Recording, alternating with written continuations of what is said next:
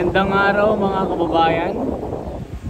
At nandito po tayo sa Manila Bay at nandito yung mga barkong pandigma ng USA, Canada at South Korea. At sobrang lalaki mga kababayan. Yung nakikita natin nasa 3.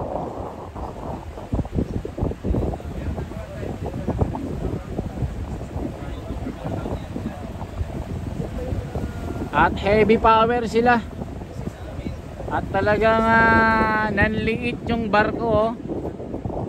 Ganyan yung barko ng China, maliit yung nasa tabi. Pero yung barko ng Amerika super laki.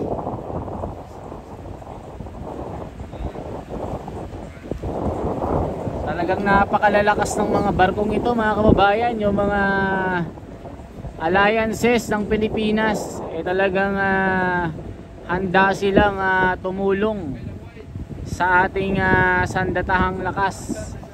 At balita po, yung South Korea ay mamimigay ng 2 malalaking barko para i-donate ito sa AFP or Philippine Navy natin, para may magamit na pangbantay sa mga teritoryo natin. So, hindi na tayo basta-basta mabubuli ng mga agaw ng mga teritoryo. Tatakbo sila na parang mga pusa. Pag nakita ito, wala na, iiyak na sila.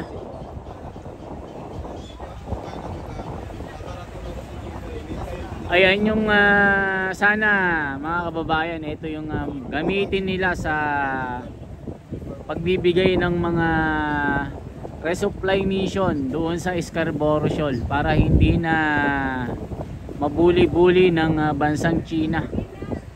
Dahil yung ginagamit sa Scarborough Shoal ay maliliit lamang na mga barko na ginagamit na resupply mission.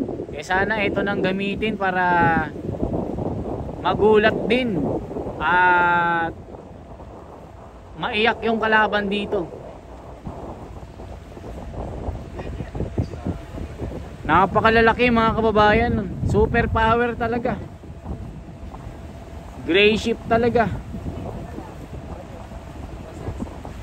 May antena pa nung umiikot.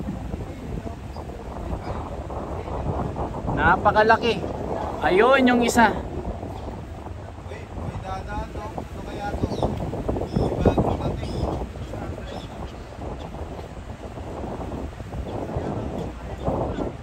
Ayan, ang laki.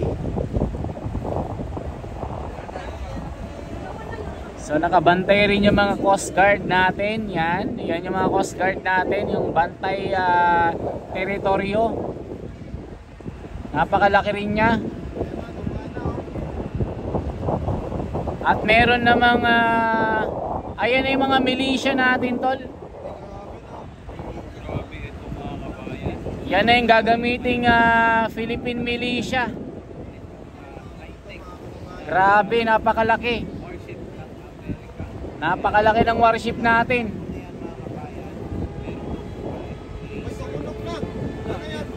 Nako na, may tumunog na. Nako, yan na. Mayroon ng naval parade. Itong nakikita po ninyo ngayon, ito yung sa Amerika. High-tech po, yung barko na to. Ano kaya yung nagwangwang na yon? Merong na-detect. Yan yung helicopter. May na-detect na mga Chinese yata ito. At tabi lang ito ng H2O Hotel. Ayan, dyan tayo nung nakaraan. Hindi na tayo nakapasok dahil wala tayong ticket. So makikita nyo yung papalayong barko. Ayan. Mukhang papunta ng West Philippine Sea ito.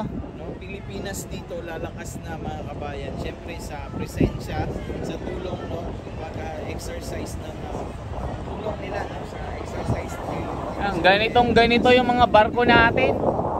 Experience. Sinlalaki din ng mga barko ng Amerika, Canada at North Korea. May Japan pa. Naku po. Grabe. Eh, nasaan kayo yung Israel dyan? Paparating pa lang yung Israel. Grabe itong mga nangyayaring ito. Tapos may mga police dog din tayo. Mga kababayan, ito yung gagamitin nating police dog.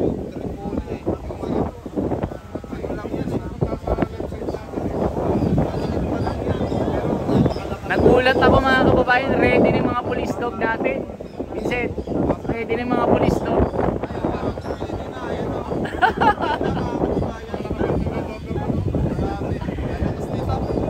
Bagong kain lang yan. Kaya hindi nang gagalaw eh.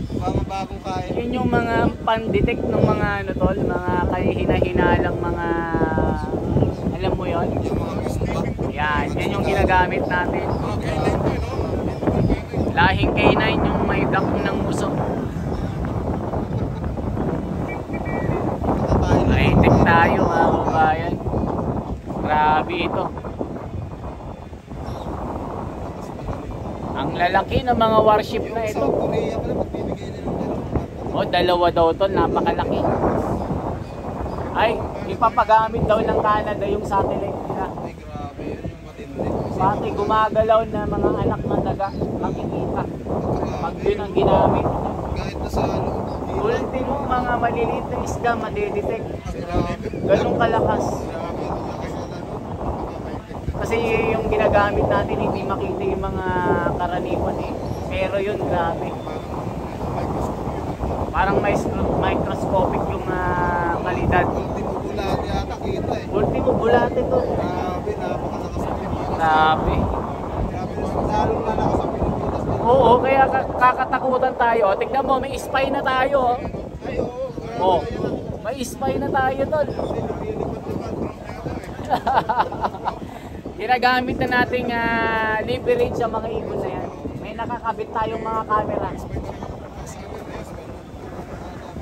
Ayan o. Diba? May nakakabit na camera yan tol. Yung mga ibon. Ganon tayo ka high-tech. Tol, baka gayahin tayo ng China.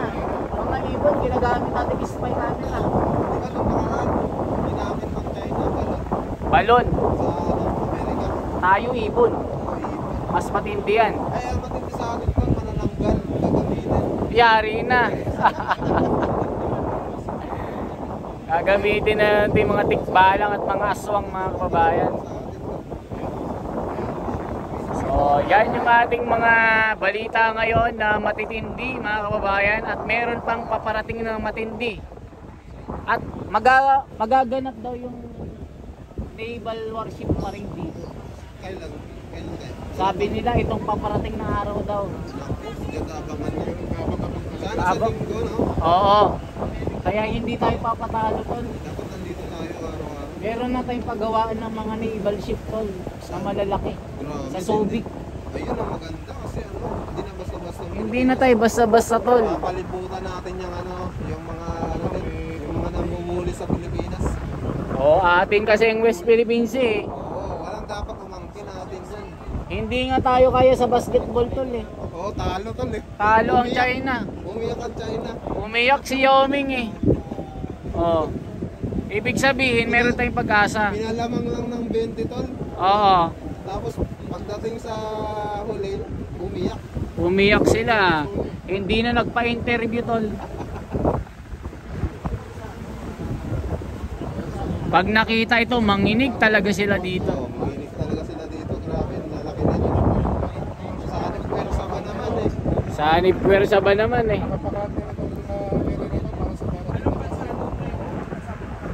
Amerika yan, Amerika. Ito, Canada pa to. Yung isasayo nandoon. Yan, ito na yung mga tagabantay natin. Nagmamasid-masid sila. Napaka high-tech nila. Yung sa kabila, Canada yun, yun o. Ayan oh, may mga nagbabantay pala tol.